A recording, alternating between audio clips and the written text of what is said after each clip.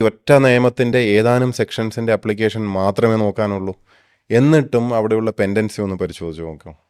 Pendency മാത്രമല്ല, അവിടെ കൊടുക്കുന്ന ഓർഡേഴ്സിൻ്റെ ക്വാളിറ്റി ഒന്ന് നോക്കണം.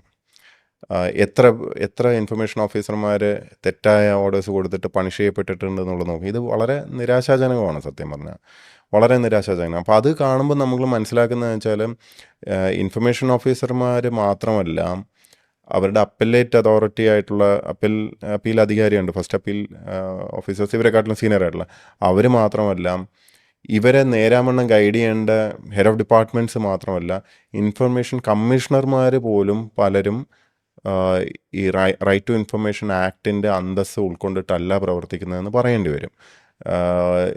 കാരണം ഇൻഫർമേഷൻ കമ്മീഷണറുടെ തലത്തിലുള്ള ഉത്തരവുകൾ പോലും ചിലത് ഞാൻ കണ്ടിട്ടുണ്ട് ടോട്ടലി തെറ്റാണ്. ഒരു തരത്തിലും നിയമമായിട്ട് ഒരു ബന്ധമില്ലാത്തത് വരെ ഇറക്കിയിട്ടുണ്ട്.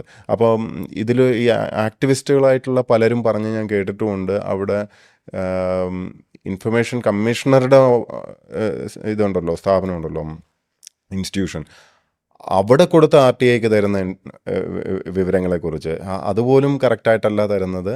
അവിടെ ക്രോഡീകരിച്ചിട്ടില്ല. അവിടെ ഇങ്ങനെ ചില